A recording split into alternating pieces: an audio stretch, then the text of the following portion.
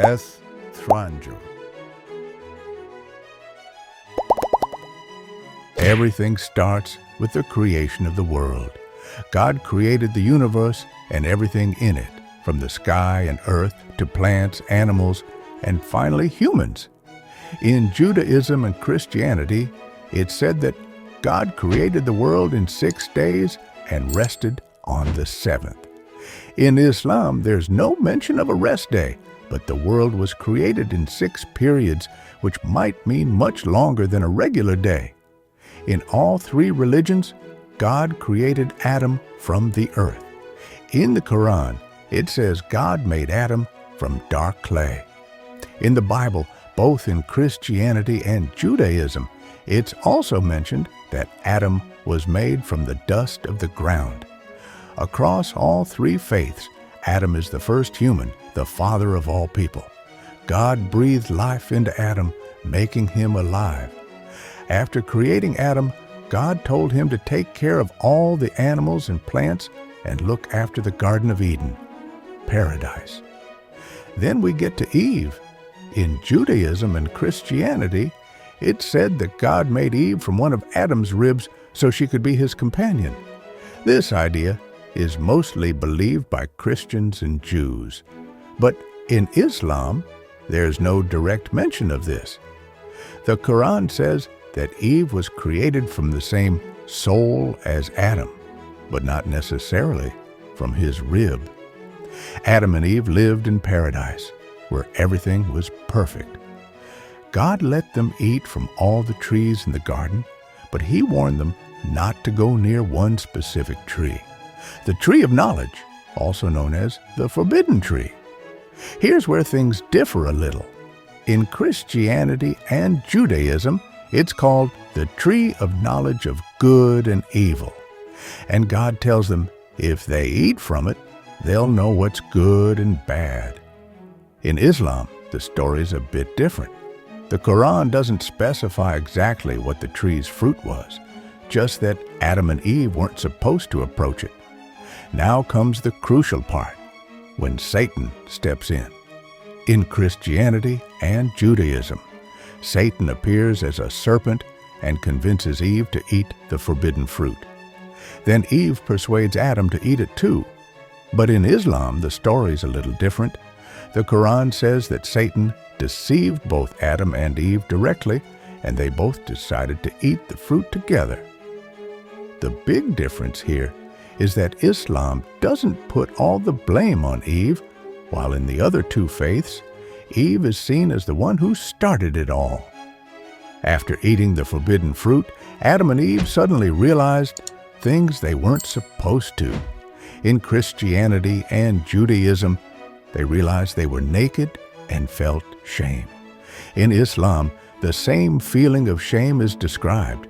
As a result of their disobedience, God sent them out of paradise and down to earth. But here's an interesting twist in Islam. The Quran mentions that Adam and Eve repented for their disobedience, and God forgave them. In Christianity, Adam and Eve's disobedience is called original sin, and because of it, all humans are born with sin. Now, Adam and Eve are living on earth. Life isn't as easy as it was in paradise. They have to work, farm, and struggle. They have children, and their most famous kids are Cain and Abel. All 3 religions mention the story of these 2 brothers. Abel was a kind, gentle soul who loved tending to his flock. He spent most of his time with his animals and enjoyed nature. Cain, on the other hand, was more interested in farming. But deep down, Cain always had a sense of jealousy and anger in his heart. The point where their paths split is the story of their sacrifices. Both offered sacrifices to God. Abel offered his best sheep, while Cain gave crops that didn't mean as much to him. God accepted Abel's offering, but rejected Cain's. This lit a fire of jealousy in Cain. Over time, this jealousy turned to rage, and Cain made a horrible decision. He killed his brother. This was the first murder in human history. According to Islamic teachings, after Cain killed Abel, God sent a crow to show Cain how to bury his brother. That's when Cain realized the gravity of his mistake, but it was too late. After being sent to earth, Adam and Eve built the first human family. It's interesting to note that, according to Islam, Christianity, and Judaism, many of the prophets came from one of their children, Seth. In Islam, Seth is considered a prophet, and in all three religions, Adam and Eve's descendants are split into two main groups, the descendants of Abel and Cain. Abel was murdered, so the line continued through Seth.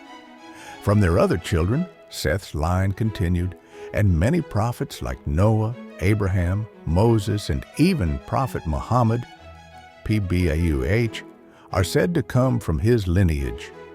In Christianity, Jesus is also believed to be a descendant of David, who traces back to Seth.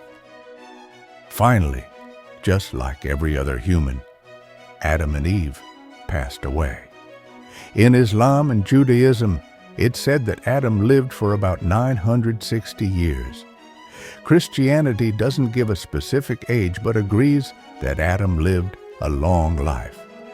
The story of Adam and Eve is a tale of the beginning of humanity, the first mistakes and the first steps in a world full of challenges.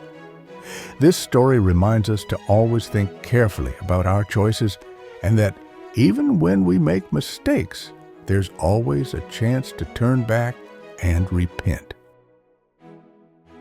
Stranger tell you the truth, unlike acquaintances. Until the next video, bye.